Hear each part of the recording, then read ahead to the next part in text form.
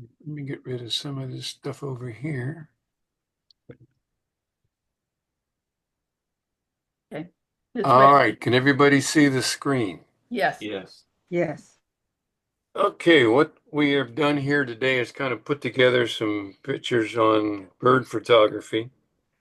Um, just as a notation, I have one image of this presentation that was actually shot down at Bolsa Chica, and it will be the last image. All of my other images, including this one here of the black crowned night heron, are all shot within the El Dorado Regional Park area. That would be the nature center as well as the regional park on the other side of the street. I've kind of broken my presentation out today in 6 general areas. Solo subject, as you see here with this bird, interactions with other birds, feeding time, which would be birds eating, obviously, showing off, which would include some type of gesture, perhaps for the mating season going on or mating colors. And then babies always grab attention. And then to capture birds in flight, and the classic question is, do you want the wings up or the wings down in your photograph?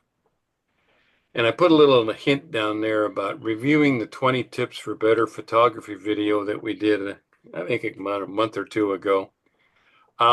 So much of what I'm going to say, and I always do tend to say in my presentations, has to do with researching your subject, what type of things what you're going to see, what kind of behavior they might have, what the habitat might be in the case of birds, the migration locations and time.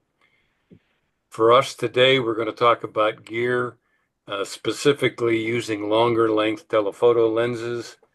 There are several zoom lenses in the 100 and 600 millimeter range, which are third-party lenses that are available for most camera manufacturers, but expect to pay $1,000 or so. There are such things as called teleconverters or whatever that allow you to double or 1.4 the size of your existing lens. They're fairly inexpensive, but they are only available for certain lenses and certain camera manufacturers. So you got to be careful when you're talking about teleconverters. All right. Getting into my first image here. This is a green heron. One of the things I highly recommend when we're talking about birds is get down as low as you can and be eye to eye with the rascal, and then have your camera focus as close as possible to the eye, the closest eye to the camera. In this particular case, this is an overcast day, but if you can use front lighting to light your images, um, that is when the light source, be it the sun or whatever, would be behind the photographer's back. I do like backlighting, although it is challenging sometimes. Again, we're talking about getting down low and shooting eye to eye to the animal.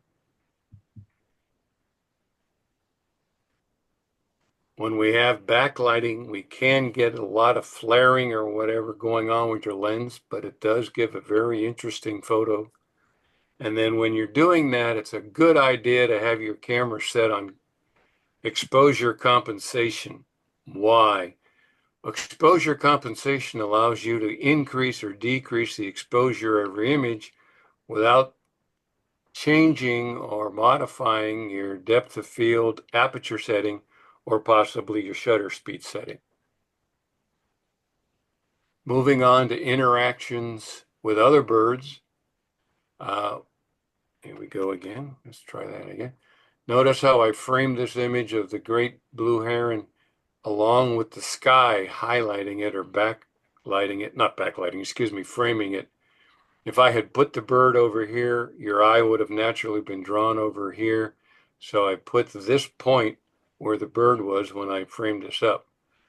I'll let you kind of make the story out as far as why this one female mallard duck is being followed by 5 male mallard ducks. You can make Hmm. your own story up about that. Why would that be? Obviously, simplicity helps. In this particular case, all of the images or all the parts of this images are basically on the same depth of field or the same plane in the framing, so that we don't need very much depth of field here. And we have some reflections going on, which is often helpful or beneficial to get some attention going on to our photograph. Up here, there's not much going on as far as the image itself or what is in the background, so that makes the image come off a little better. One of these things is not like the others.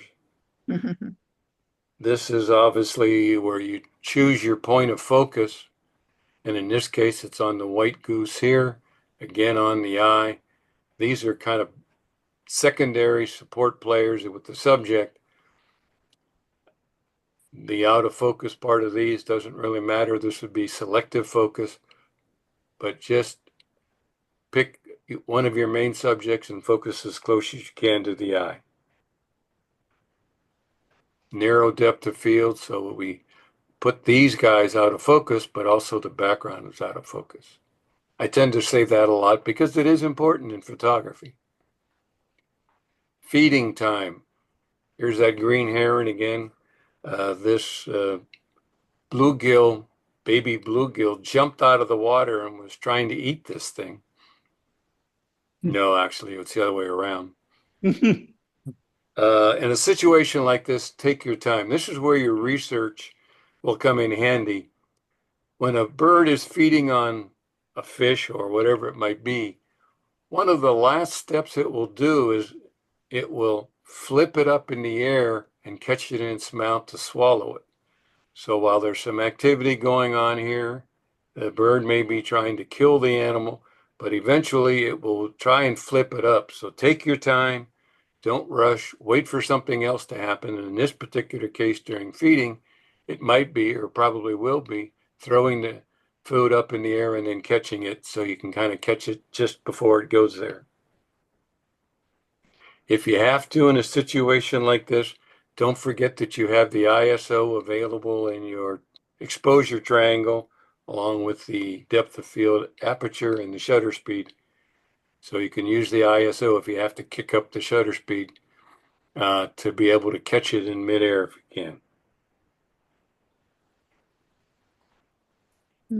Again, the research aspect of it. This is a crested cormorant. One of the main characteristics of the cormorant when it's feeding is it will go underwater and have a tendency to come up underneath the food, where birds like the eagles and the osprey, which I have a picture of an osprey later on, they tend to circle overhead and dive down in the water from above. So when this guy goes underwater, he's probably getting ready to bring up a fish. So when you see the characteristic, if they go underwater, pay attention, watch for the wave movement, and when he comes up, chances are a good possibility they've got food going on in their mouth. And you don't have to necessarily be at the feeding zone of the water when you see water birds, waterfowl feeding. This happens to be a great blue heron over at the regional park, Area 3, catching gophers, pocket gophers. They will stand for minutes, sometimes hours almost, motionless right above the opening of where the gopher is.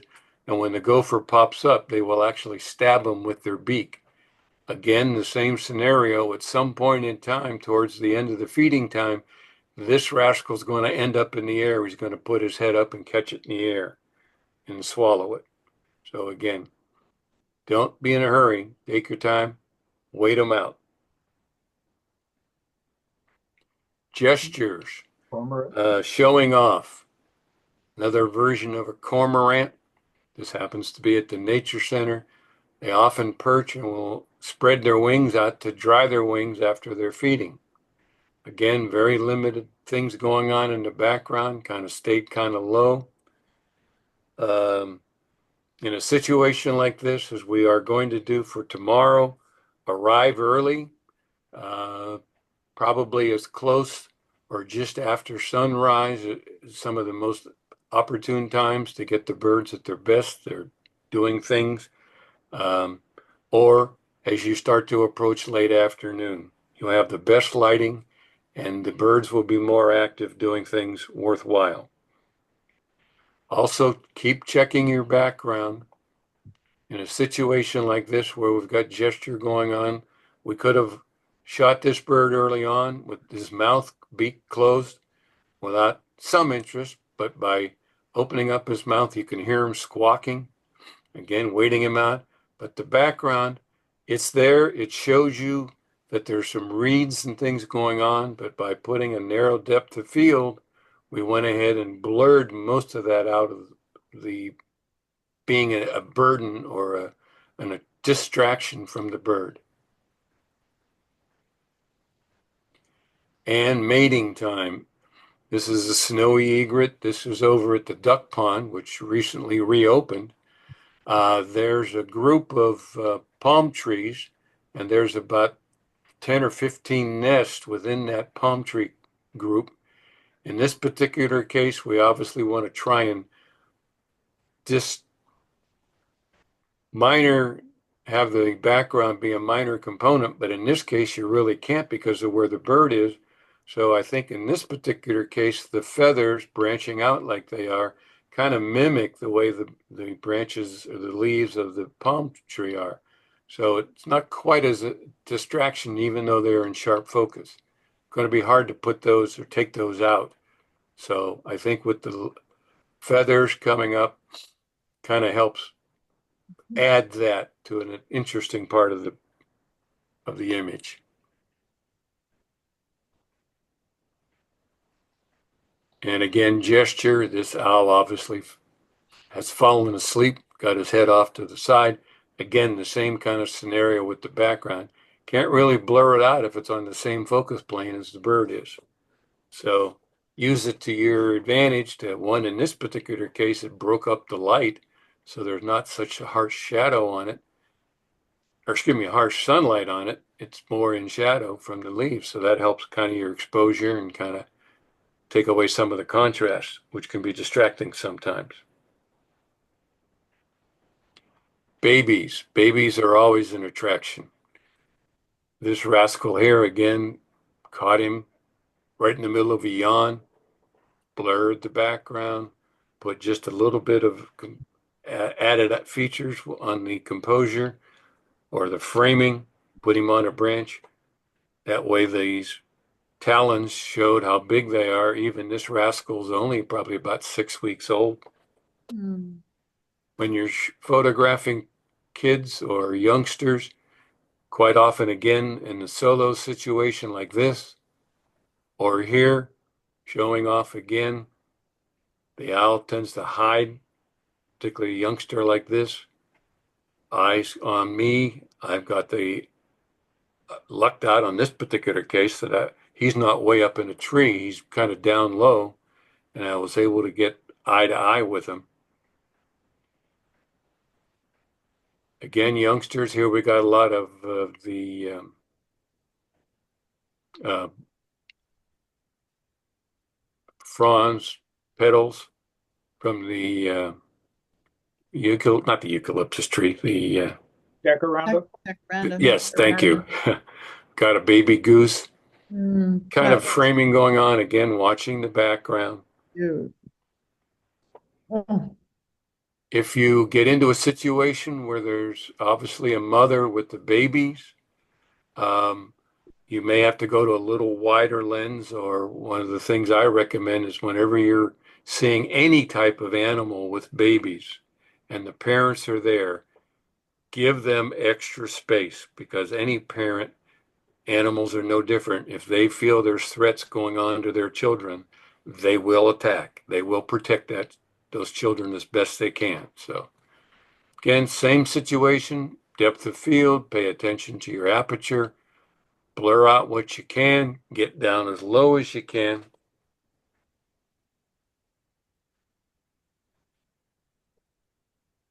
All right, birds in flight. Here we have a Anna's hummingbird. Hummingbirds, you obviously have a long beak. They feed generally, again, doing some research, they're going to feed in a tubular type blossom where they can reach down inside it to get at the nectar inside. This happens to be a 1/250th of a second exposure on the shutter speed. It froze the bird, but put just a little bit of a blur in the wings, which any bird with has blurs in the wings, it probably adds a lot more drama or a lot more interest to your photograph. But again, the magic question, do you want their wings up or do you want the wings down? This bird was coming in to feed off of this iris plant. In a situation like this, when we put a bird up against a blue sky, now if it's a clear blue sky with no clouds, you got to watch your exposure because the blue sky will have a tendency to underexpose your subject. This is where the exposure compensation will be very beneficial, where you can increase the exposure by a stop, maybe in a situation like this, 1.5 stops, to where you actually bring the bird into proper exposure. And the sky, even if it gets a little too bright, your subject is the bird. So watch that exposure with a bright blue sky. If you have clouds in it, that's going to lessen that exposure compensation need because even with the clouds in the sky, it's going to lower the range of the exposure a little bit. Blue sky has a tendency to overexpose or want the camera to think it's going to overexpose, so it will underexpose the image, which will make your subject dark. In a situation like this, I will tend to use, instead of the single focus point, which I've talked about many times, I will probably use a center cluster. That will either be 5 points. We've got the center point, one above, one below, one on the left and the right, which gives you a better chance of focusing on the bird. And I've actually used a 9 point sometimes, 3 above the center point, 3 around, all the way around. So you got 9 points. It just makes it easier to select your subject on the focus, particularly if you're panning. Now, one of the things also is when you're panning in particular, set your camera on continuous exposure. What do I mean by that? When you hold the shutter speed down, it takes more than a single frame. It will take images, click, click, click, click, continuing as long as you hold the shutter release down. So when you're panning or when you're catching a rascal like this, it just makes it easier to. Sometimes, if you don't have the timing right on your panning, your bird could be out of focus. It's not because the bird's out of focus, it's because it's camera movement. And by having numerous shutter releases going on, you might find one or two or several that are very good and some are very bad. You just call out the bad ones. Now, in this particular case, again, I did a little research in this location. This is over at the Regional Park Area 3. They're nesting over in the pine trees along the west side of the lake. There's a whole series of pine trees there, and you'll get 20 or 30 nests up in that tree cluster a year. They will cluster in the trees, build their nest. To get the building material, they will fly across the nest east, pick up some branches out of the trees, and then bring the branches back to finish making their nest. Now, in this particular case, again, this was the same bird. This one was on his way over to get the sticks. And then this and this, again, wings up or wings down, basically as a continuous shot. I probably had 30 images of this rascal flying across. So again, you want to use continuous. You want to be careful of your exposure. So maybe use some exposure compensation so that your subject's in good exposure and you don't care about the background or the sky. When you're panning, again, another great blue heron. Unfortunately, this one has some fish lines attached to it, stuck to it. Whether it is actually hooked to it or whether it was digested and it's trying this would be where it would be coming out, I think, if it was digested. So I think it's probably stuck to it. But when you're panning, you have a choice of a fast shutter speed or a slow shutter speed. A fast shutter speed, excuse me, gives you a better chance of freezing the motion of the bird during the panning, but a slower shutter speed will help you blend the background even more. On a slow shutter speed, this background will move and it will blur that even more. Although in this particular case, I had a very narrow depth of field, and even though it was a fairly fast shutter speed, the background is not distracting at all from the image. So you can freeze the action with a faster shutter speed, or if you get really good at panning, let the background go along with the pan and move inside the pan. Again, this is that osprey I mentioned. Again, this rascal will circle overhead.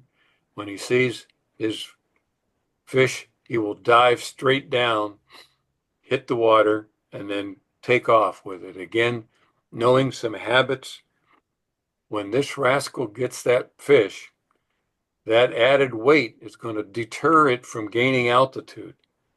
So what they will do is as they catch the fish, they will slowly work their way around in fairly large circles, gaining altitude as quick as they can, but not very fast. So they might make 5, 6, 8 passes before they get up to a high enough elevation to where they can go ahead and start gliding along. Now, the other thing that they do, when they catch their prey, they will move it and adjust it in their talons to where the head is always pointing forward in the direction that they're moving. Why is that? Aerodynamics is what keeps this bird in movement and keeps it in flight. Hydrodynamics is what moves that fish through the water. So there's less drag on that fish if he has it in the front, with the head in the front. So it's more aerodynamic in this particular case in the movement of the bird as it's gaining altitude. And again, this is a classic example of that blue sky in the background. Use that exposure compensation to get the exposure right on the bird.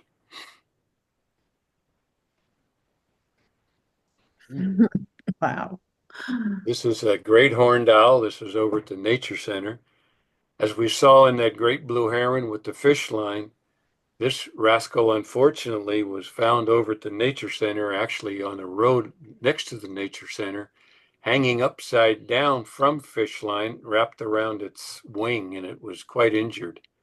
It's been about 5 months over at the South Bay Rehab Center as they were getting it back into hopefully releasable condition.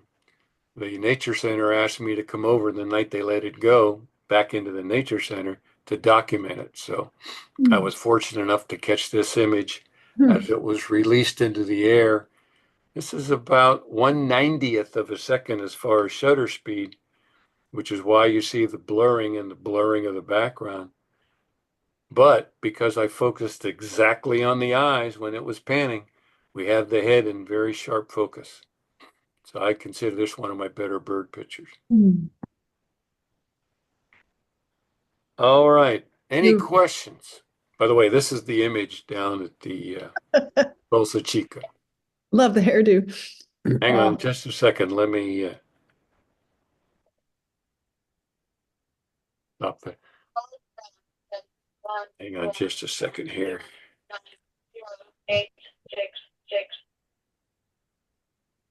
Yeah, okay. It's not going to let me do it. I guess we'll just have to wait. Ah, darn it.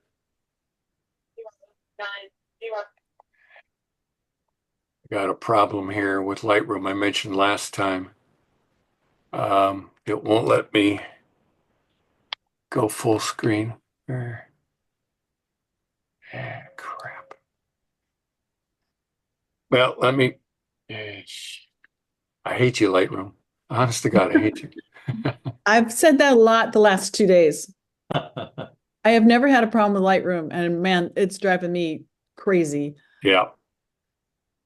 All right. Let me see if I can get down here and start over again. Doug, you've got a such a beautiful library of bird images. They're so impressive. Thank you. That's a collection, obviously, from several years. Yeah, right. But just to be able to have one of those, I would be happy just to Yeah. have taken one. They're all beautiful in their own right. All right, let me try something else.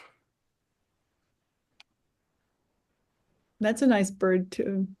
All right, well, I guess I'm not going to review it. You have most of the points there. Very informative, very nice. Doug, are you going Obviously, tomorrow's the day most of you, or some of you, hopefully, are going down to do that, and you've got a fairly knowledgeable guide going with you. So are you hopefully, going, you'll Doug? be able to remember most of those and be able to. Um, here we go. Let me see if I can do this.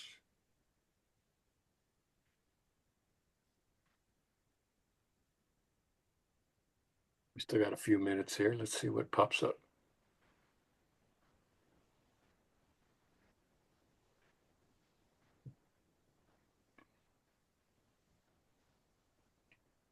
Yeah, that last update to Lightroom has really caused a problem on being able to go full screen when I need to. There we go.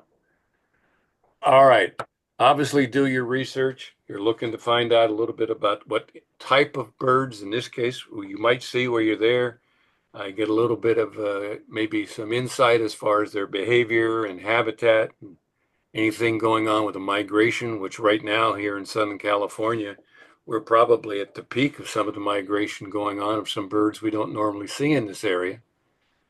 I don't know how many times I've said this, and I can't say it often enough, and that's watch your background in your images.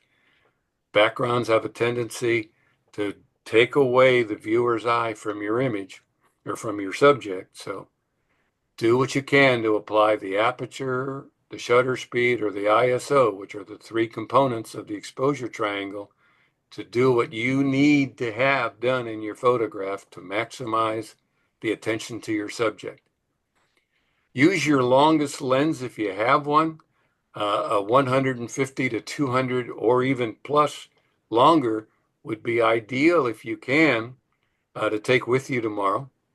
If you have one or you have available to your particular lens and your camera model, a teleconverter is a fairly inexpensive way to extend the reach of it.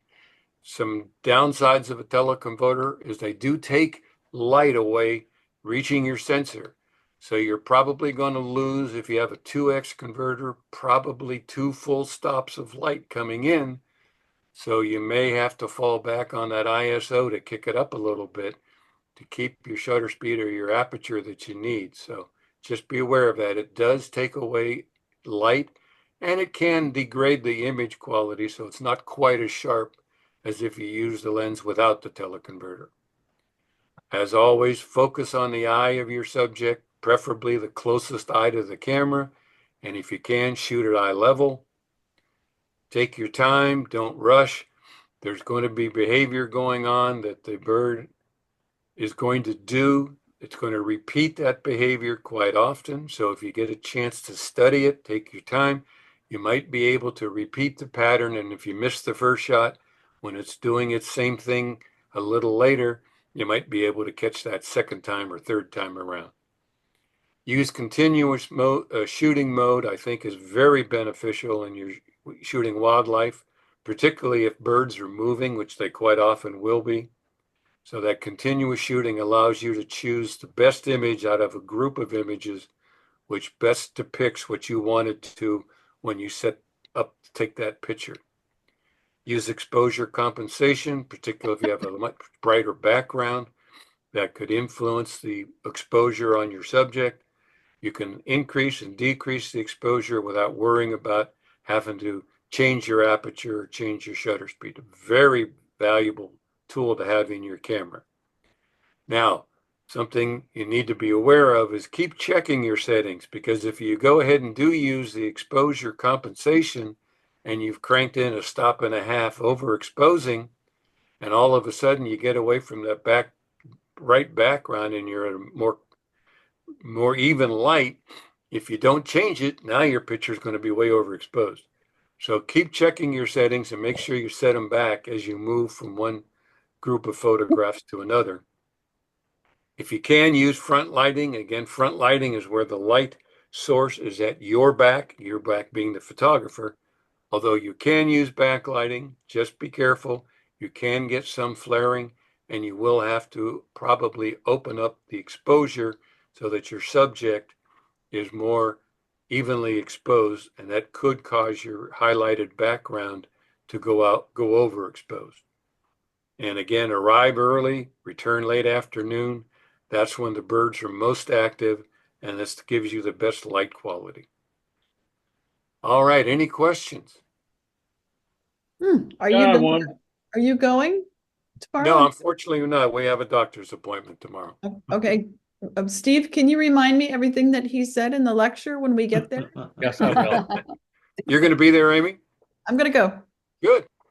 Fantastic. Now I feel ready. I've had a good lecture. Somebody else said they had a question. Yeah. Yeah. How do you tell the bird to keep their wings up or down? You go like this or you go like that? And Yeah, they'll just Oh, do that. sign language? You have to have rapport with your subject. 20 Kind of like a frames per second portrait. forward. You're doing the same thing. You're getting that rapport, so you're making subtle suggestions. I'm used to hunting, so I can tell them to put their wings down, but I don't think people want to know how I do it. Yeah. Basically, obviously, when you're panning, you want to do multiple exposures. So you get one up, get one down, and then you choose which one you like best. So I'm just being silly. CJ, are there birds that you saw in the lecture today that we're going to see tomorrow or hope to see? Yes, definitely. So we saw the mallards. We'll see them for sure. The double-crested cormorant, we'll see for sure.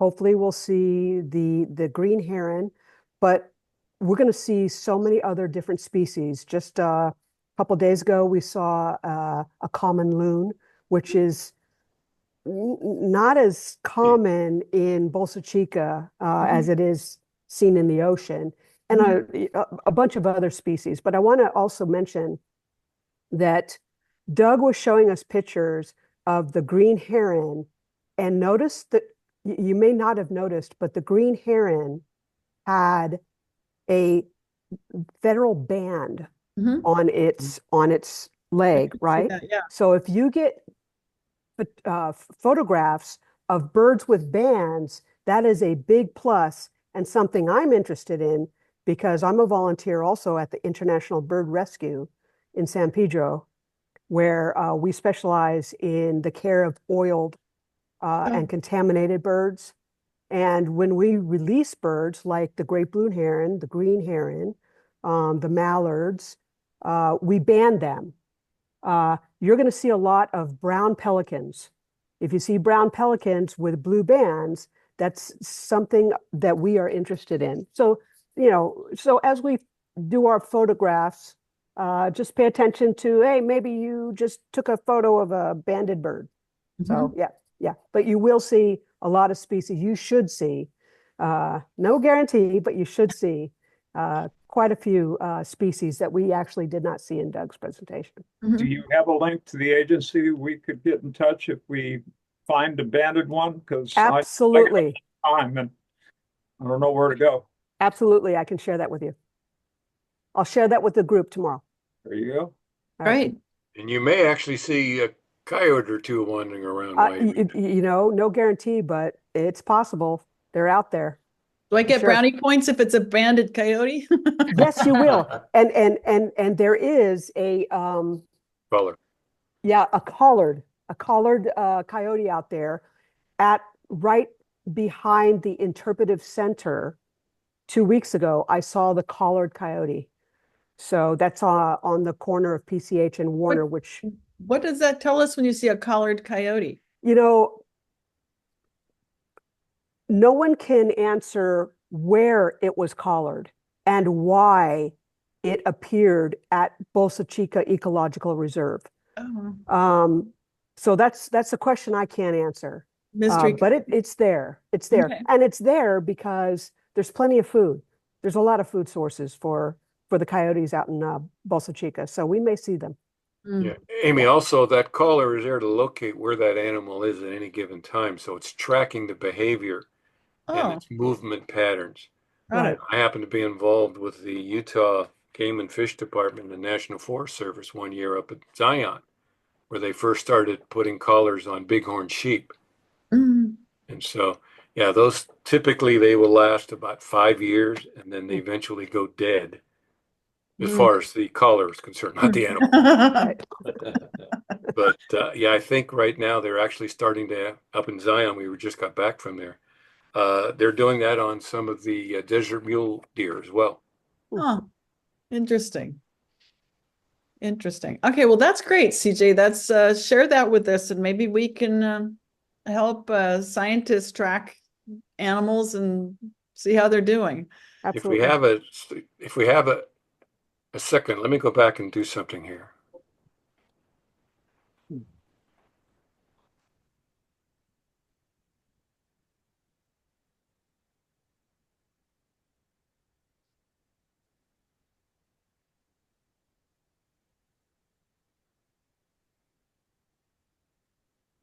Oh, oh boy, he's high tech. Yeah, they went the collar, but they also put a tag on its ear. Wow. That's the first time I've seen that go on. Oh, and that was in Zion? That was in Zion the week of the 11th. We were just up there. Wow. And do you supply this photograph to the people that are tracking him, or is that Well, I think, let me see here. Long time, yeah.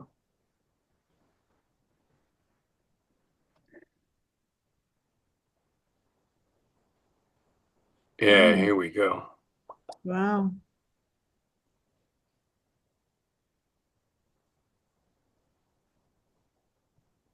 Hmm. This is 18 the year we were up there with them. Wow. They shoot him with a tranquilizer Right, right. dart. Oops. Why did you do that? Where did you go? Come back.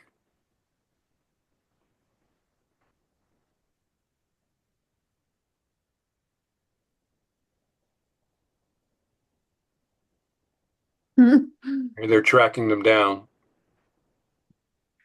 They'll hit them with a dart gun, tranquilize them, and then they'll move right in a short amount of time. Wow. Yeah, here we go. Hmm.